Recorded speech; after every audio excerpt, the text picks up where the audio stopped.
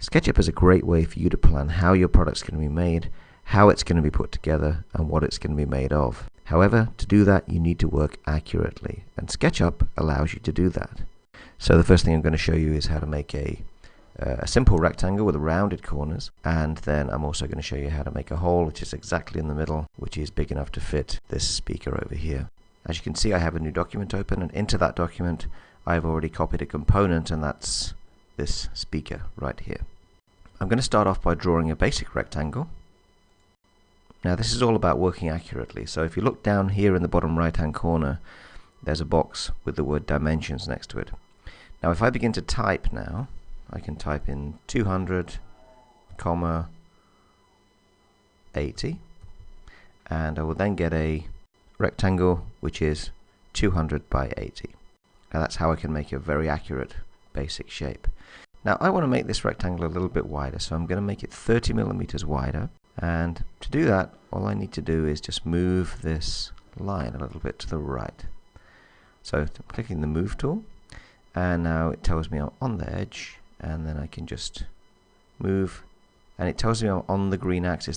That means that the line that I've selected is moving exactly parallel with that green axis, and that's exactly what I want. So now if I want it to move 30 millimeters, I just type in 30, and now I have my line 30 millimeters further across from where it was. The next thing I want to do is to put a radius of 20 millimeters on each corner of my rectangle. So I pick the arc tool, and what I do is just simply click on one of the edges, go across, and then run along the other edge until you can see here that the line between the two edges has turned kind of a pink color. Then I click a second time, then making sure I stay on the surface, I drag until I see this where it says tangent to edge. And you can also see that the arc that's been created has also turned pink again. So that means I click a third time, and then I can enter the radius of the curve that I've made. Now down in the bottom right hand corner again, the current radius is 74.1, which is much bigger than I want.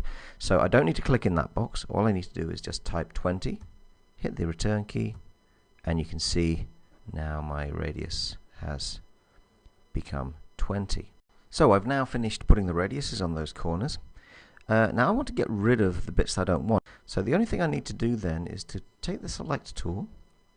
I'm going to zoom in just to show you what happens. And now you can see that the radius I've put on this corner has broken the line on the edge. So if I just delete what's there, the surface disappears, and I'm left with only the radius. I then want to make the hole where the speaker is going to go. And the way I'm going to do that is this. I'm going to first select the speaker, and then pick it up using the move tool. I'm going to pick it up by this point. The reason for that is because that marks the very center of the front surface of the speaker. So I now move down until I can get onto this line here, and then I go along until it snaps, and it'll snap to what it calls the midpoint. That's the absolute center of that line. So I'm going to move in 2 steps. I've now moved to that point, and now I'm going to pick it up one more time, again by that very same point, and drag.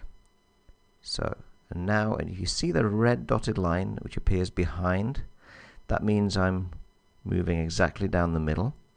And what I can also do is I can go over and touch this line. Now I'm not clicking here, all I'm doing is running along the edge, and I find the midpoint of that side. If I then drag back in towards the middle, I will eventually find a point where the red line and the green line appear. That means I'm in the exact center. Now how does this help me? Well, this helps me because I can then draw a circle in the middle of that rectangle, and I can use the end of that line to define the center of my circle and drag it out until it reaches this point here. I then have a circle which I can use to make the hole.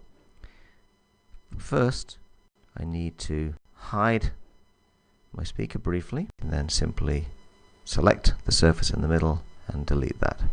So the only thing left for me to do now is to give the piece some thickness, and I know that the material I'm going to use is 9 millimeters thick, so I'm going to make it 9 millimeters. So using the push-pull tool, just click once and drag up, and then press 9, hit the return key, and now I have an exactly 9mm thick part. The only thing to do then is to bring back the speaker. So go to the Edit menu, go to Unhide, Last, and then I can make it reappear where I made it disappear before. So that's the first part of working accurately in SketchUp. I've drawn my rectangle, I've given it nice radiused corners, and I've also specified a hole exactly in the middle where the speaker fits.